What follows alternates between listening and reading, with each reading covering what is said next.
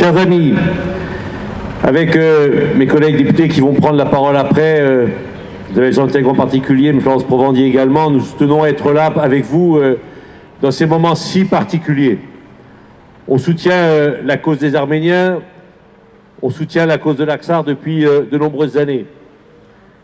On a tremblé avec vous après la guerre de 44 jours. Nous sommes rendus les uns les autres en Aksar, en Arménie, pour apporter notre soutien au peuple arménien pendant et après la guerre. Mais nous voyons bien que la situation actuelle, nous ne l'avions jamais connue. Jamais nous n'avons été aussi près d'une issue qui pourrait être fatale pour l'Aksar. Jamais nous n'avons été aussi près, puisque aujourd'hui, l'Aksar est protégé par les Russes. Quand vous allez à Stepanakert, vous passez par 5 checkpoints russes. Et ce sont eux qui permettent aux Arméniens d'Aksar de vivre à peu près en sécurité, puisque l'on sait qu'il y a une violation du cessez-le-feu quasiment quotidiennement, que les Azéris ont fait exploser la conduite de gaz et qu'il n'y a plus de gaz en Aksar. On sait tout ça. Mais les Russes sont là. Bien entendu, la guerre en Ukraine fait penser que les Russes pourraient, ils se désengagent petit à petit pour retourner sur le front ukrainien. Et donc on est inquiet de savoir si les Russes vont effectivement rester pour protéger l'Aksar. Et on voit bien comment l'Azerbaïdjan, comment la Turquie testent la résistance de la Turquie quotidiennement, comment ils essayent d'aller voir comment les Russes vont continuer à rester et à protéger les Arméniens.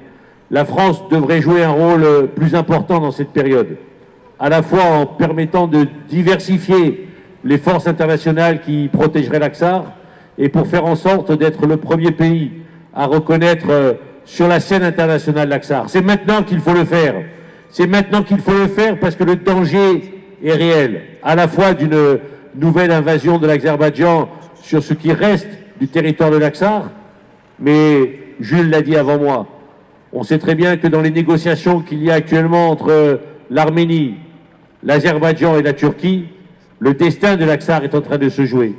Si le gouvernement arménien n'arrive pas à imposer que l'Aksar reconnaisse et une reconnaissance sur la scène internationale, alors oui, dans quelques jours, dans quelques mois, l'Aksar pourrait tout simplement tomber sous le joug azéri avec un accord international que nous ne pouvons accepter. Donc vous avez raison d'être là. Et nous sommes avec vous car l'heure est grave. Il va falloir que nous soyons forts, que nous puissions mettre la pression.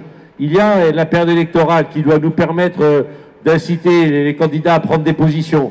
Et puis après l'élection présidentielle, il faudra continuer pour que la France retrouve une place plus importante. Elle a fait des choses durant cette période. Elle a été active. Elle a fait en sorte qu'effectivement, en tant que coprésident du groupe de Minsk, elle puisse agir pour la sécurité des Aksariotes et la sécurité des Arméniens. Mais il faut aller au-delà, il faut aller plus loin. Tant que l'Aksar ne sera pas reconnu sur la scène internationale, tant que la République autoproclamée ne sera pas reconnue, alors oui, il y aura un risque pour que l'Aksar disparaisse en tant que tel et que les Arméniens soient exterminés et pour ceux qui ne seront pas obligés de s'exiler. Alors continuons la lutte. Soyez sûrs que nous sommes un certain nombre à vous soutenir, à ne rien lâcher. Et ce n'est surtout pas maintenant qu'il faut baisser les bras. C'est maintenant que nous devons au contraire en renforcer. Et merci aux organisateurs de cette manifestation. Car c'est avec des manifestations comme celle-là, ces actions qui peuvent paraître symboliques, qu'alors peut-être nous arriverons à faire en sorte que cette période si trouble que nous connaissons ne soit pas la fin de l'Aksar, mais au contraire, le début de la reconnaissance qui permettrait d'assurer la survie à cette République qui nous est si chère.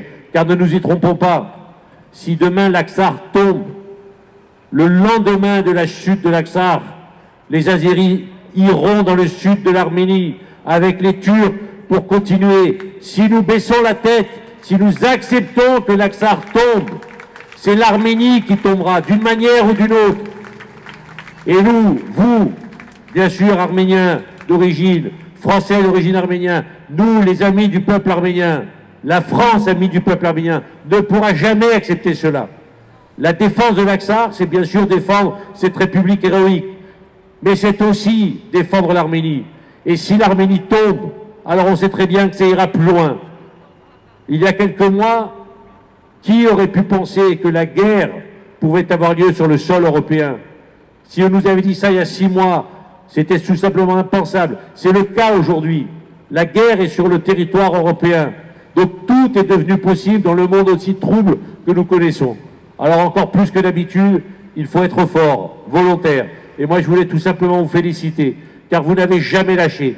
Et parce que vous n'avez jamais lâché, je suis convaincu que ce combat, nous allons le gagner.